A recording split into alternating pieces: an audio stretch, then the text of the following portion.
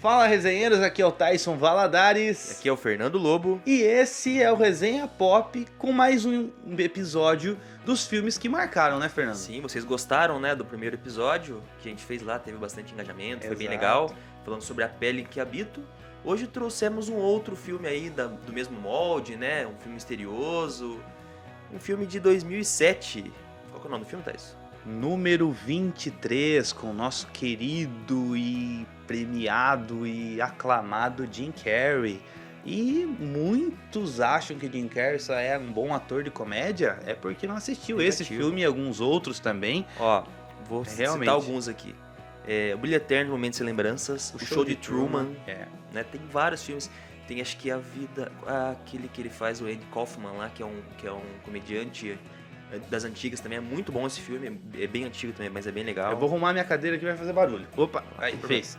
Então, Jim Carrey nesse filme, cara, ele entrega muito, muito mesmo. Já vamos dar esses elogios aqui no começo do vídeo. E, assim, a gente escolheu esse filme em razão dele ter ali um plot twist interessante também, igual A Pele que Habito. Mas, assim, a gente já tá avisando, vai ter spoiler, então se você nunca assistiu esse filme, assista esse vídeo por sua conta e risco, exatamente. Assiste primeiro o filme lá e volta aqui, ou assista o vídeo aí por sua conta e risco. Esse filme, gente, está disponível em vários streamings, como HBO Max, como a Prime Video, tá? Tem, se eu não me engano, também na Apple TV. Então, assim, tem vários, é fácil de encontrar esse filme, tá? E você não perde tempo, é um filme curto, acho que ele não tem 2 horas de duração, é um filme que te prende ali do início ao fim e realmente com uma história, vamos dizer assim, bem contada e bem montada, né? Que faz com que você muitas vezes seja enganado pelo roteiro, imagine que algo vai acontecer e isso acaba não acontecendo. Mas indo, né, já acho que a primeira coisa, assim, que já te deixa bem claro no filme é no começo, quando aparecem os créditos iniciais. Ele já dá dicas de que o número 23 é super importante, assim como o nome do filme, lógico, né? Exato. Mas ele traz acontecimentos da história da humanidade que, somando ali, ou fazendo um jogo de números, dá o número 23. Por exemplo, vou trazer alguns aqui, tá? É, isso aí. O nascimento e morte do Shakespeare é no dia 23, né? George Herbert Walker Bush, 23 letras. 11 de setembro de 2001, interpretado para somar 23 também. Cara, tem muitas coisas interessantes. 23 letras no alfabeto latino, se eu não me engano também. Então tem várias coisas ali que ele já amarra ali nos créditos iniciais, né?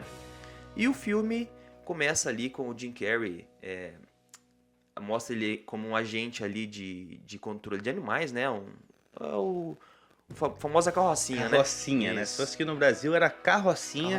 Né? Ele é ali um agente e ele tá ali, né? No final do expediente de um dia dele, quando ele é chamado, né? Para buscar lá um cachorro que estaria importunando um dono de uma loja lá, né? Uma loja, um restaurante. Alguma coisa assim. Chega lá, é um cachorro, né? O cachorro tá ali nos fundos do local e ele, né, tenta pegar o cachorro com aquela coleira, né, como se fosse uma coleira, uma vara com uma coleira na ponta, né, que é isso. Ele tenta pegar, o cachorro escapa e acaba mordendo ele, né, mordendo ele ali, o que faz com que ele chegasse atrasado, que ele tinha combinado com a esposa dele, porque era aniversário dele, ele tinha combinado com a esposa dele de se encontrar em um local. E ele chega um pouquinho atrasado ali e a esposa dele já tá olhando alguns livros no local ali, que é quando ela encontra o livro, o número 23, o número 23, e resolve dar pra ele de presente, né? Isso, ele já começa a ler esse livro, fica super empolgado ali com o livro, né? E começa a reparar que tem semelhanças que o autor coloca no livro com a vida dele, né? Isso. Esse é a primeira. E assim, eu achei muito bonita a edição desse vídeo, viu? Esse filme. Sim. Porque vai contando a história e eles mudam meio ali. A paleta de cor, né? Cores. Tem toda uma animação legal ali em cima desse conto, né? Dessa história que está sendo contada. Achei bem interessante. Isso, porque conforme ele vai lendo, né? A gente consegue ver bem a diferença de quando a cena é algo da imaginação dele que está lendo o livro, né? E quando a cena é da vida real dele, vamos dizer assim. Mas mesmo assim, na vida real, o filme também tem uma lente com um contraste mais puxado, as cores pretas mais contrastadas. Então, assim, é um filme que te passa um clima de suspense e mistério até pela fotografia já, né, Fernando? Exatamente. E daí ele, com essas coincidências, e começa a falar pra esposa dele, mas isso aqui é minha vida, né? Exato. E ela, não... Você nunca foi um detetive. Continue lendo. Isso. Porque o filme ali, ele tá lendo o livro e a gente vê que é a história de um detetive que investigava, obviamente, homicídios. Daí ele é chamado para um atendimento de uma mulher que estava querendo se matar e tirar a própria vida, né? E ele tenta convencer ela ali a não fazer isso. E ele é apresentado, ela fala que tá querendo tirar a vida dela em razão do número 23, que não sai ali da cabeça dela, que tudo faz sentido, tudo tem 23 envolvido, né? E ele ela acaba plantando essa sementinha na cabeça desse detetive, que... né, justamente no aniversário do detetive. Exato, né? Exato. E que não consegue evitar que essa moça tire a própria vida, né? No fim ela acaba se jogando do prédio ali. Mas foi o suficiente para ele ficar encasquetado com esse número e começar a realmente ver também o número 23 em tudo. Ele tinha um romance ali, né, com uma moça ali, esse detetive, né, da história. Tinha um romance com a Fabrícia, se eu não me engano. Isso, Fabrícia. Isso. E eles eram aquele romance meio assim, selvagem, né, Fernando? Selvagem, porque ela tinha... eu posso dizer assim, fetiche, né? Fetiches, né? Sobre assassinato, sobre cenas de crime. Então, enquanto ele era ali, o detetive, pra ela tava tudo bem, né? Exatamente. Até que ela acaba trocando ele pelo investigador-chefe dele, né? Isso, investigador-chefe / psicólogo, isso, né? Da delegacia de polícia. E aí o legal, gente, é que todo esse momento em que ele tá imaginando a história do filme, ele coloca como rosto desses personagens, o detetive, o rosto é ele, a Fabrícia, o rosto é a esposa dele, e o psicólogo lá é um amigo da esposa que também é psiquiatra, terapeuta, alguma coisa assim. E a gente começa a primeira coisa que o filme quer tentar fazer a gente crer é que aquelas mesmas coisas que ele tá lendo vai acontecer na vida dele. Então ele começa a olhar estranho pro amigo da esposa dele na vida real. E será que eles vão me trair também? Será que eles têm alguma coisa entre eles, né? Lembrando, ele tem um filho também ali já, né, na faixa dos 15, né, de 15 a 16 anos. E ele começa a ver essas coincidências, né, o filho dele com que a história. É o efeito borboleta lá. Isso, é o menino do efeito borboleta quando o Ashton Kutcher era criança, né? E ele começa a ver essas semelhanças até que ele começa a investigar mais, né, Fernando? Né? E na história, né, lá na história, conforme ele vai indo, lendo os capítulos e se intensificando no livro, na história, daí o detetive ele começa a ficar meio paranoico e louco com relação a essa questão do número 23, né? E ele acaba sendo afastado ali da polícia. E como ele deixou de ser detetive, a Fabrícia não se interessa mais nele, né? Daí o que ela faz? Ela trai ele, né, com o psicólogo lá, chefe, investigador, não sei. Mas assim, é muito interessante que ao mesmo tempo ele também vai, na vida real ele vai começando a surtar, ele não dorme mais. Sim. Ele começa a ter visões dele assassinando a própria esposa, né? E daí a história vai andando, né? Até que...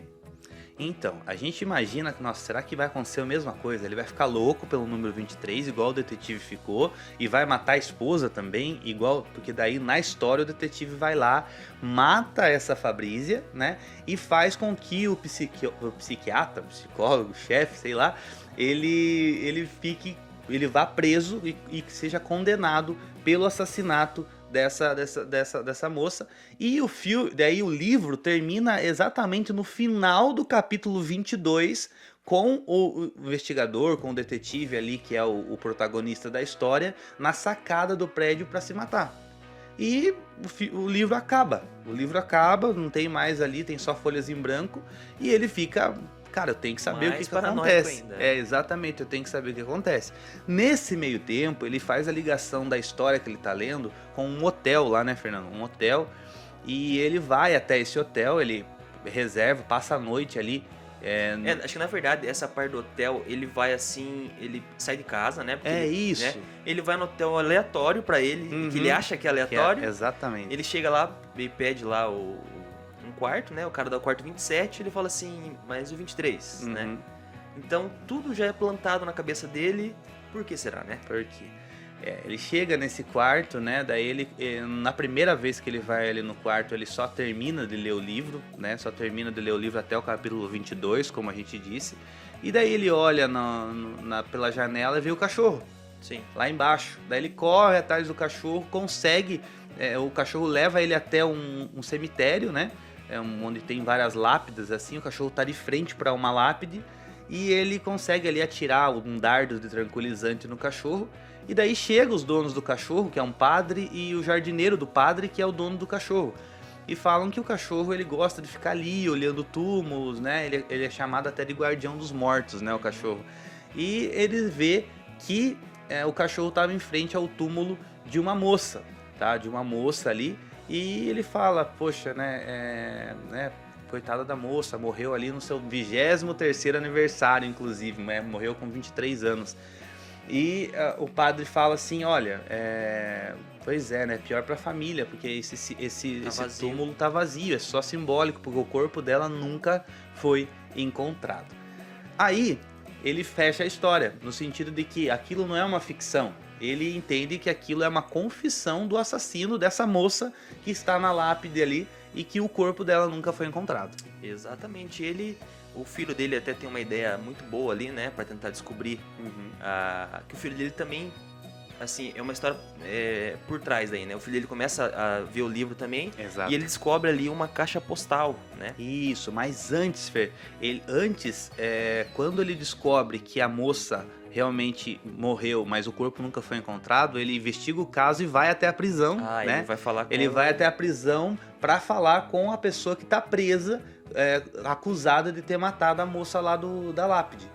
E esse rapaz afirma categoricamente que é inocente, que tiraram ela dele, né? Ele tinha ali um romance com ela e que alguém matou e ele pegou a culpa e que, né, acabou com a vida dele ali porque ele estava sendo condenado.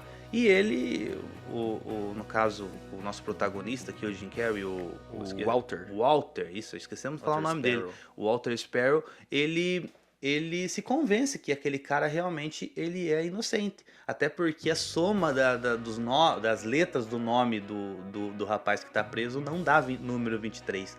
Né? E aí ele fala, não é ele é inocente. Aí o que acontece? Ele entende que o verdadeiro assassino é o autor do livro. Sim. E daí que entra a ideia do filho dele. O filho dele acaba descobrindo ali uma página colada, né? Que tá ali a caixa postal. E eles vão entregar 23 caixas nessa caixa postal. E vão esperar lá na frente do correio, né? Exato. Pra ver quem vai receber essas caixas. Exato. Eles chegam ali, ele com a esposa. Nesse momento a esposa e o filho já estão ajudando ele nessa investigação, nessa paranoia, vamos dizer assim. Né? Compraram a ideia ali. E realmente chega ali um senhor, né? Um sobretudo, com um chapéu, né? No maior clima suspense. E a hora que eles confrontam esse senhor dentro do correio, esse senhor olha pra ele e fala, você deveria estar morto. Olha pro Walter. E tenta fugir, o Walter contém ele ali, pula nele, só que ele vai e o próprio senhor vai e tira a própria vida com um estilete ali no pescoço. E aí o Walter sai dali, a esposa dele pede pra ele sair dali e até chamarem a emergência. A esposa dele ficou cuidando do rapaz que estava machucado ali, né? E o rapaz não aguentou os ferimentos e acabou falecendo. Rapaz não, senhor, né? Senhor.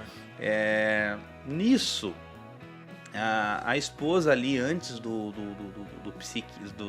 desse rapaz, desse senhor morrer, ela conseguiu pegar ali a identidade dele, que era uma carteirinha ali de psiquiatra de um instituto psiquiátrico existente ali na cidade. Isso. E daí na casa lá, né, quando eles voltaram pra casa, o Walter e o filho dele voltaram pra casa e eles ficaram tentando descobrir mais alguma dica no livro e descobrindo que a cada 23 palavras tinha uma palavra-chave que você juntando todas ali, ele dava uma direção pra você, né? Isso. E essa direção levou eles até Um parque lá, né? um parque, né? Um parque ecológico lá. E foram os dois até esse parque. Desceram até o 22º degrau, né? Isso é bem legal. Exato. No 23º eles tiraram esse degrau e desenterraram ali as ossadas da... Isso, encontraram ali um esqueleto humano que estava enterrado, né? Provavelmente há muito tempo, né? Que já estava só esqueleto. E eles saem correndo dali para chamar a emergência. E nesse meio tempo, a esposa dele tá lá nesse instituto, que já é um local abandonado. E ela entra lá nesses escombros ali do instituto, entra numa sala, vê que a sala tá toda com o número 23. Encontra a sala com o nome do... Exato, com o nome do senhor lá que foi encontrado no correio lá, né? Ele era o médico daquele instituto e encontra também uma caixa com o nome do esposo dela, né? Uma caixa ali, como se fosse um prontuário médico. Sim. Com o nome do esposo dela. Aí as coisas começam a fazer sentido, né? Porque daí o que acontece? O filho e o pai chamam a polícia vai até o local com eles, só que daí, cadê a ossada, né? E nisso, a gente vê eles desenterrando essa ossada e que tem alguém olhando ali, né? Isso, vigiando eles. Vigiando, né? Eles. Ele chama a polícia volta e não tem nada lá. Então eles ficam com a sensação, com a certeza que alguém tirou as ossadas dali, né? As ossadas dali. E nisso eles voltam pra casa, né? A esposa também tá junto, o amigo lá, né? Uhum. Traz ela ali pra ficar com eles. E quando eles se abraçam, ele vê que as unhas dela estão sujas de terra. Exato. Aí entregou. Entregou e ele confronta ela ali, né? Ele acha que ela é a autora do livro. Ele acha que ela que estava a todo momento ali tramando com ele, né? Contra ele. Daí eles chegam até um embate com uma faca ali, né? Um momento tenso mesmo. O filho chega, né? Consegue conter um pouco a questão. E daí que é revelado, realmente, ela revela para ele que, na verdade, o autor daquele livro era ele mesmo, o Walter, né? O Walter. Tanto é que daí ela encontrou um exemplar do livro, né? O original do livro, vamos dizer assim, nesse prontuário dele lá no instituto, e que no lugar ali do Topsy Kretz, né, que é o que estava como autor, era só tirar a tarjinha, estava escrito por Walter Sparrow. No começo ele não acredita, né, fica ali, dá um surto, mas ele desce até o porão com aquela caixa e começa a ver tudo, e aí o filme nos dá um flashback de tudo que aconteceu, né, Fernando? Aí conta tudo, né? Conta a história dele, que ele realmente conheceu essa moça, ele se apaixonou por ela. Primeiro, né? Que nunca existiu detetive, né? Isso. Ele era muito fissurado por histórias de investigação, né? Ele tinha ali criança, revista, né? Exato. Aí quando criança ele viu ali o pai dele se matar, né? A mãe dele morta e o pai dele se matar também em razão disso. Ele foi de orfanatos para orfanatos, sendo mandado até ir para a faculdade, né? E na faculdade ele conhece a moça, né? A moça tem todo esse relacionamento com ela. Uhum. E ela acaba ali, depois de algum tempo, trocando ele pelo rapaz que tá preso. Que lá, é o professor, né? Que é o professor dela, né? No caso. Isso. Que tá preso lá injustamente por conta do assassinato. Né? Isso. E enquanto isso, gente, ele sempre foi paranoico com essa questão do número 23. Só que quando ele encontrou essa moça, a impressão que dá é que ele deu uma esquece um pouco, né? Viveu aquele romance, tava ali realmente fissurado por ela ali, né? No caso, louco por ela. E ele entende que o número voltou ali para vingar, ou voltou para fazer com que ele matasse a moça, ou fosse acontecer algo com a moça. E obviamente ele vendo que a moça estava trocando ele pelo professor, né? Ele até vê eles, né, tendo relações ali no meio de um bosque e tal. E ele vai até a casa da moça, confronta a moça, mas ele não tem a intenção de matar ela, né? Só que daí a moça ali, né, super, até achei ela super atrevida, inclusive, pegou uma faca, né, ele colocou ali no pescoço dela, né, e falou pra ele que, né, me mata então e tal, não sei o quê. E ele, não vou fazer isso. Daí que ele começa a falar, não, você é igual... Ela fala, você é igual ao seu pai, você é um covarde igual ao seu pai, porque não sei o que, não sei o que. Aí o cara que já tava, né, na beira, Paranoia. né, com a paranoia, acabou assassinando a moça. E o que acontece? Ele assassina, sai do local e quem chega é o professor. O professor põe a mão na faca e a faca daí fica com as impressões digitais desse professor. E o professor é preso no lugar dele. Logo em seguida, ele vai e se joga, daí o Walter volta para casa e ali todo perturbado, né? Com essa questão do número 23. Ele também vai pro hotel lá. Isso, vai pro hotel, é isso mesmo, verdade. Ele vai pro hotel que ele pensou que era um hotel aleatório, mas não, né?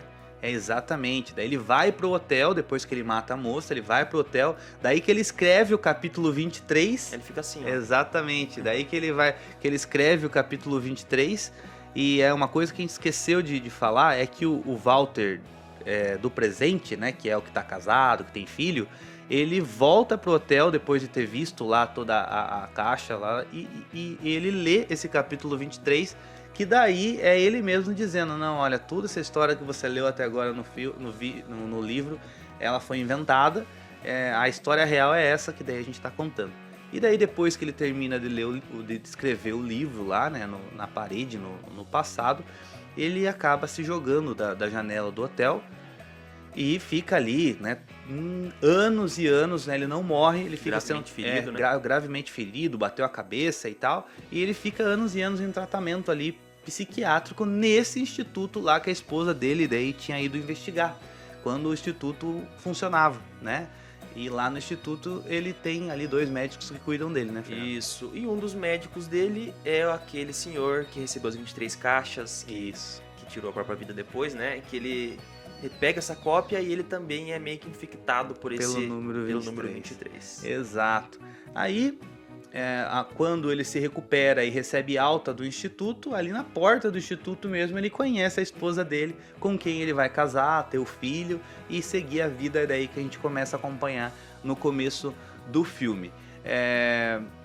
Aí, quando ele termina de ler tudo isso, né, descobre tudo isso, ele fala ali a esposa chega, né, no quarto, fala que ele não é mais isso, que ele não é mais esse assassino, que ele não é mais essa pessoa, que ela ama ele e tal. Um contraponto muito legal, porque quando aconteceu com a mulher, ele falou eu te amo pra mulher, e a mulher falou assim, não, eu não amo você acha que eu ia amar um cara patético igual você, né? Ali ela fala, eu te amo, a esposa dele fala, eu te amo, e ele fala, não, eu não posso ser amado e tal. E acaba ali daí no momento com o filho e até com esse amigo da esposa ali, que é o psiquiatra, ele tem um momento de redenção, né? Ele sai ali totalmente transtornado ali do quarto, né? E ele tá prestes a se jogar matar, na frente, né? do ônibus, né? Exato. Você realmente acha que ele vai fazer isso? Daí ele vê o filho dele e ele acaba tendo ali um último momento ali de lucidez. Um lampejo, né?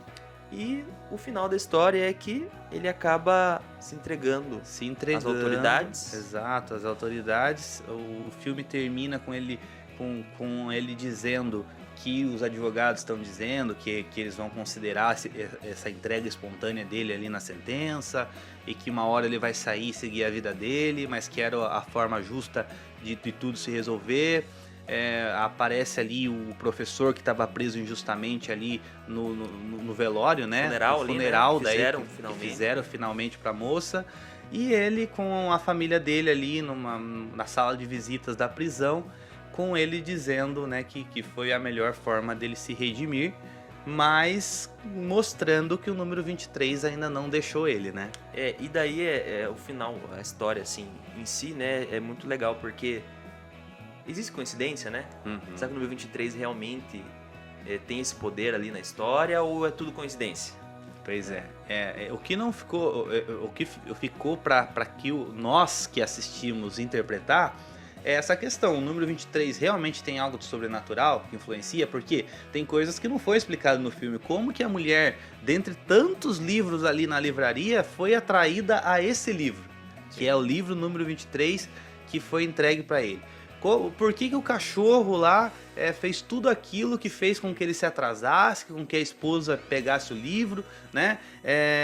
E também o porquê que realmente a pessoa fica tão fissurada a ponto de ficar louca em razão dessas coincidências com o número 23. Né? Se eu não me engano, na hora que o médico dá o diagnóstico, ele fala alguma doença relacionada a números, assim. Isso. Uma fixação por números. E uma coisa que ficou também ali, o filho dele também ficou de uma certa forma impressionado com os números, né? E se for algo sanguíneo, né? Que o pai dele também, né, tirou a própria vida. Porque o pai dele também já teve esse problema. Então, às vezes é algo sanguíneo, isso, né? Uma doença sanguínea que né, fica com essa paranoia aí mais latente. Eu acho que não, porque o psiquiatra... o psiquiatra, exato. Então, mas acho que fica, número mesmo. Eu acho que ficou pra você interpretar isso daí. O número realmente tinha algum poder, tinha algo místico nisso, tinha algo sobrenatural nisso. Isso aí é com vocês, nos comentários. E sabia de uma coisa, Fernando? Fala. Compartilhem o Resenha Pop, tem 23 letras. Aí, ó. Pra vocês aí.